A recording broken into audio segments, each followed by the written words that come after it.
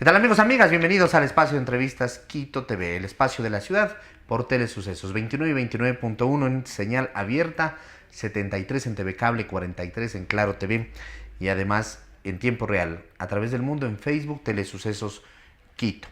Este y el resto de programas del canal se los sube también a YouTube, ahí los pueden verificar y ver el reprise de los programas. En YouTube es Telesucesos HD. Tenemos la presencia de Saidum Choes, él va a ser el narrador del primer encuentro internacional de narración oral patrimonial Mishki Shimi, así se llama, que está organizado por Quito Eterno. Saidum no es parte de Quito Eterno, pero es parte de este encuentro que se va a realizar. ¿Cómo estás, Saidum? Bienvenido. Muchas gracias por darnos el espacio justamente para poder difundir la maravilla que tiene el arte escénico y la narración oral, en este caso la narración oral patrimonial. Este es el primer encuentro internacional que se va a realizar y que inicia el próximo 9 de abril. Por supuesto, es una iniciativa que tiene la Fundación Quito Eterno y de hecho yo como narrador de la ciudad de Quito, fui seleccionado para participar dentro del festival. El festival vienen varios narradores de diferentes partes de Latinoamérica, entonces vamos a estar desde la próxima semana contando en varios espacios de la ciudad de Quito, un poco también hablando sobre la narración oral patrimonial en los distintos contextos, porque como vienen narradores de Colombia y de diferentes partes de Colombia, de Chile, de Bolivia, de Perú. Entonces es un encuentro interesante que posibilita justamente conversar sobre este asunto tan importante. Son 16 especialistas en total en narración de diversos países, como tú ya dijiste, Colombia, Chile, Ecuador, Bolivia, Perú, México y Venezuela. Exacto. Entonces se inicia el 9 de abril y esto también tiene, digamos, como respaldo o es parte de los festejos, porque Quito ya son 40 años de haber sido declarado Patrimonio Cultural de la Humanidad. Claro, desde luego, en cierto sentido tendría algún nexo por ahí, ¿no? Porque por el hecho de ser una ciudad patrimonial, entonces hablar también de la narración oral, de toda esta tradición que tenemos en la oralidad, como patrimonio mismo de la humanidad, la lengua mismo, la narración es un patrimonio de todo el mundo, ¿no? Entonces, es del 9 al 14, es decir, es toda la semana. Toda la semana, ya los narradores comienzan a llegar desde el día domingo y el lunes ya arrancamos en los diferentes espacios donde se va a realizar el festival. ¿Cómo va a ser la puesta en escena de este evento? ¿Cómo se va a realizar? ¿Va a haber talleres? ¿Va a haber seminarios? ¿Va a haber recorridos por diversos sitios? Por supuesto, la Fundación Quito Eterno, que durante mucho tiempo ha realizado ya los recorridos por el centro histórico, ellos toman la batuta un poco con todo el equipo que tienen de realizar diferentes recorridos para diferente gente que va a participar. Y luego de eso también va a haber las presentaciones, donde nos unimos los narradores, más o menos en cada actividad se planifica 3, 4 narradores y cada narrador tiene un espacio de unos 15 a 20 minutos para poder contar todo el material que tiene, ¿no? La tradición que es, por lo general, cada narrador viene cargado de todo ese cúmulo de historias de su lugar natal, ¿no? ¿Cuál es el público que va a asistir a este evento? ¿Quiénes están invitados? ¿Quiénes pueden ir? Bueno, el público va a ser variado. Va a haber funciones que son específicas para niños, jóvenes, para universitarios también y para público en general. Entonces, realmente la palabra convoca a toda la familia, ¿no? A cada una de las personas que son parte de... ¿Van a ser eventos familiar que son, digamos, gratuitos o hay algún evento que es pagado de estos? Yo voy a participar en los eventos, me parece que son gratuitos, donde hay invitados, estudiantes, fundamentalmente, pero de ahí desconozco así. De todas formas, se pudieran entrar a la página de Quito Eterno, que es ahí está www.quitoeterno.org, y ahí debe de estar. Ahí está toda la información, cada uno de los narradores, porque el conjunto de narradores que viene es sumamente interesante. Entonces, vienen narradores que ya cuentan desde hace mucho tiempo en diferentes ciudades, en Medellín, en Bolivia, en Perú, y aquí en Ecuador, ¿no? Voy a dar a conocer la lista de narradores que van a estar. De Bolivia viene Martín Céspedes, de Chile Alfredo Pizarro, de Colombia Erika Hernández, Yuset Palacios, Jason Rodríguez, Alejandro Luna Fals, J. Villaza, de Ecuador Ángel Arboleda, Saidum Choes, quien está aquí presente en la entrevista, y Piotr Salamea Zielinski, de México Germán Argueta, de Perú Marita Carrión y Gary Aranda, y de Venezuela Nilde Silva. Tú eres narrador, ¿de dónde nació esa esencia, esa vena de narrar? ¿Qué es un narrador? Cuéntanos básicamente. Bueno, yo vengo del arte escénico, entonces yo me desempeño como actor y como actor muchas actividades que están vinculadas. Y también me acerqué a la narración oral a partir del año 1999. Comenzó a surgir esta necesidad también de comenzar a comunicarme desde otro sentir, desde otro lado, o sea, porque no es lo mismo, ¿no? La narración oral escénica, pese a ser un arte escénico, es diferente al teatro, no es lo mismo monologar que hacer narración oral escénica, tiene otras características que son importantes. Y en eso yo me fui acercando, tuve estudios estudié en la escuela de teatro y paralelamente estudiaba antropología. Pero el monólogo tiene un poco más que ver con el teatro a veces, ¿no? Con cosas incluso de ficción, digamos, de alguna obra, de representación. Claro, pese a que existe dentro de la narración oral una especificidad que se llama el personaje narrador, en la narración oral por lo general es nosotros mismos, cada uno cuenta sus anécdotas, todo ese bagaje de historias que también que nos han llegado a nosotros por la transmisión oral, ya sea de los abuelos, ya sea por un vecino, por un tío o por alguna persona que conocimos ahí. Entonces eso es interesante, que eso es el cúmulo de historias que nosotros como narradores comenzamos a redistribuirlo, porque nos llegó a nosotros, entonces redistribuimos. Además que debe de existir un talento para eso.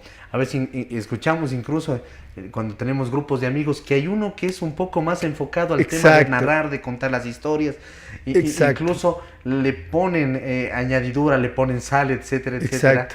Entonces creo que tiene que ver también mucho con el talento, ¿no? El tener esa capacidad, esa aptitud, esa actitud de llegar al resto. Y eso es lo interesante, porque yo vengo del arte escénico, pero hay otros narradores que vienen de otros campos. O sea, incluso yo he tenido la posibilidad de viajar y de representar al Ecuador en otros encuentros de narración oral internacional. Entonces he compartido con narradores que son doctores, pedagogos, sociólogos. Entonces es bien diferente, pero cada uno desde su lugar tiene un montón de historias que contar, porque realmente el patrimonio de la oralidad radica en eso, en esa necesidad que tenemos de comunicarnos, de que no se pierda esto tan rico que tiene el ser humano. Termina siendo, ¿no? Es un vestigio, ¿no? Claro. Incluso histórico, las tradiciones, las leyendas, lo que nos han contado nuestros antepasados, porque lo vamos transmitiendo, ¿no? Y vendrán narradores nuevos que seguirán transmitiendo lo que tú lo estás narrando. Exacto. Por ejemplo. Y van contando nuevas historias, ¿no? Y porque la urbe también tiene muchas historias que se van contando actualmente, entonces las nuevas generaciones... Claro, nuevas historias. Nuevas historias, porque eso se va recreando, o sea, es interesante cómo el mito se va reestructurando también, no queda establecido, sino que el mito responde también a un proceso histórico y por lo tanto se va remitificando nuevamente las cosas. Y los jóvenes ahora, por ejemplo, ya pueden narrar ya no solamente desde historias antiguas, sino cómo se va conjugando también la cuestión de la virtualidad, por ejemplo, historias que van conjugadas de entre esto, no sé, historias de amor, por ejemplo, que vienen relacionadas con una chica que puede estar, no sé, en Luxemburgo, que se me ocurre ahorita, claro. Pero ahí, a través de la virtualidad comenzamos a... O la historia que me contó un amigo, pero que yo la traslado a otro, la hago como mía propia. También, exacto. Entonces, de eso nosotros como narradores tenemos, digamos, esa capacidad de poder interactuar con todas esas historias que nos llegan, porque son historias, como te decía, historias que vienen de generación en generación o historias que las hemos encontrado también en la literatura, ¿no?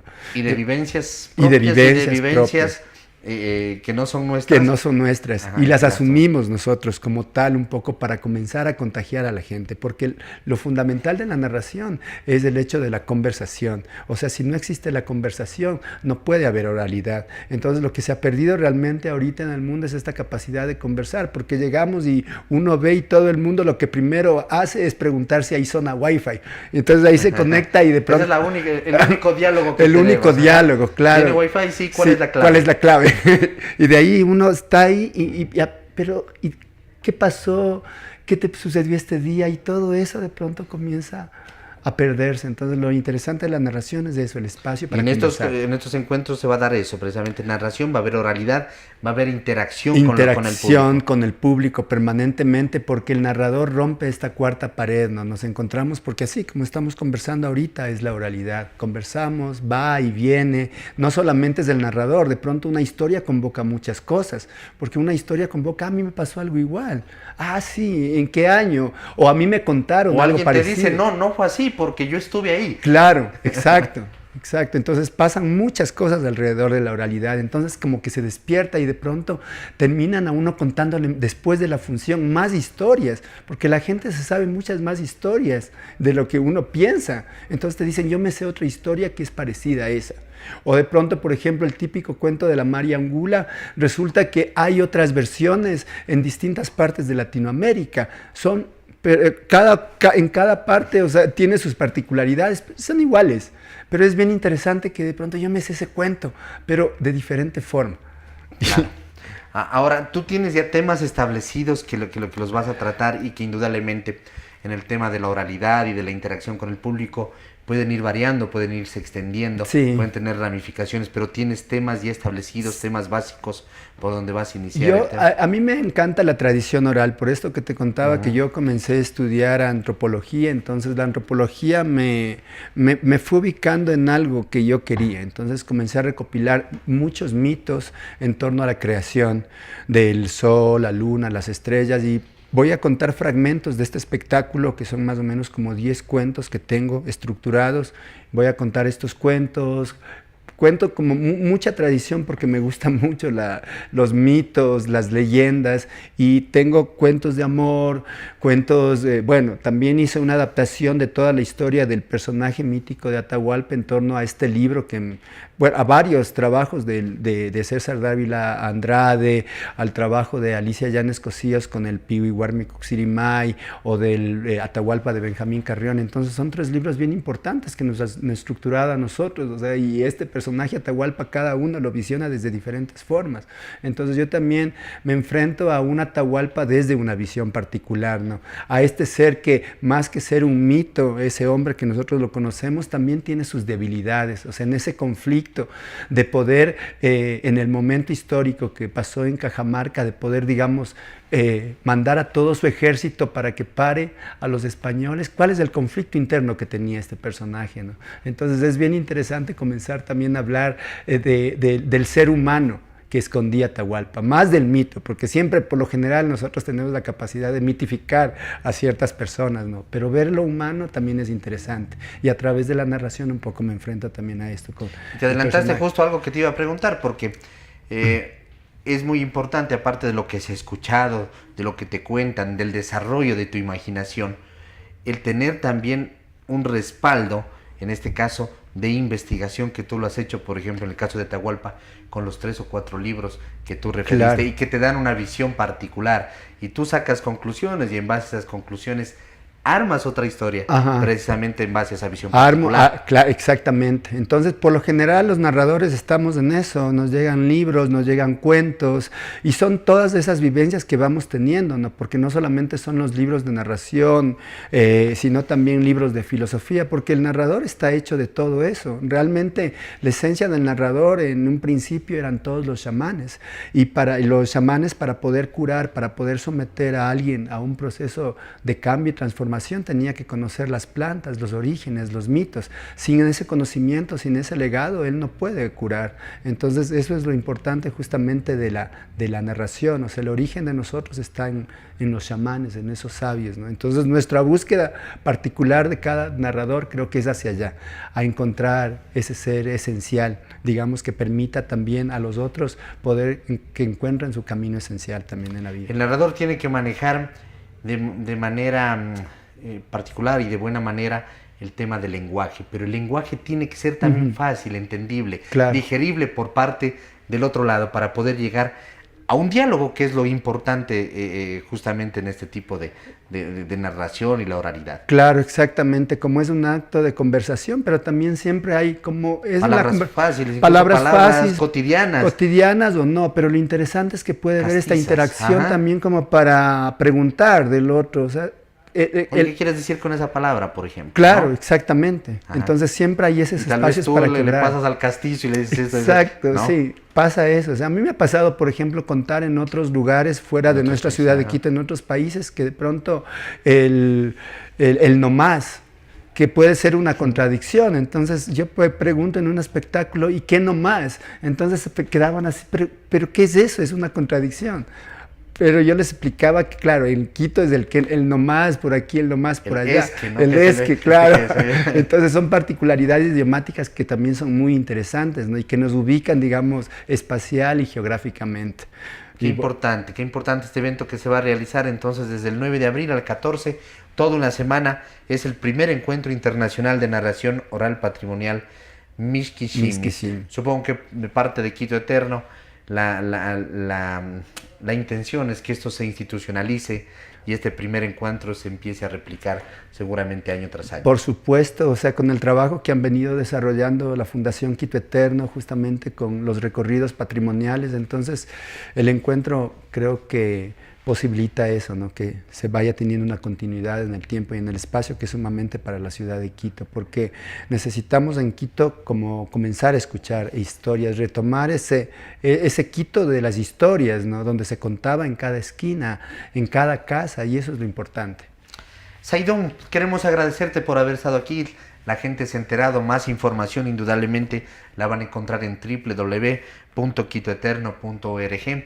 Ahí está todo un cronograma de lo que se va a realizar entre este 9 y 14 de abril, la próxima semana, aquí en Quito, con este primer encuentro internacional de narración oral patrimonial Mishkishimi. Ahí pueden encontrar todo el cronograma, qué días van a estar los diferentes narradores de estos países, que son 16 especialistas en narración, entre ellos tú, Saidón Choes, y la gente poder asistir, ver. Hay funciones especiales para el tema de escuelas, de colegios, sí. De instituciones. Los recorridos patrimoniales. Que se une, porque Quito Eterno tiene mucha experiencia con el tema de recorridos patrimoniales. Entonces esto se ensambla de tal manera de que los recorridos patrimoniales se juntan, se conjugan con el tema de este encuentro internacional de narración, y también escuchamos las historias que vienen con las personas de los otros países. Así que la invitación está hecha, ¿no? Sí, muchas gracias a toda la gente interesada, entonces que vaya, que asista, que se dé un tiempo de más allá de su casa y comparta con los narradores y estas historias y estas voces, estos distintos matices que tenemos de este español, ¿no? Y más que ir a escuchar, ir a interactuar, ir al tema de la oralidad y escuchar las visiones particulares de cada uno de los narradores acerca de los diferentes temas que se van a tratar. Gracias. Muchas gracias por el espacio. A la orden. Amigos, ya saben, ha estado con nosotros Saidón Choes. Él es uno de los narradores de este primer encuentro internacional de narración oral patrimonial Mishkishimi, del 9 al 14 de abril. Más información en la página de Quito Eterno, www.quitoeterno.org. Hasta la próxima. Felicidades.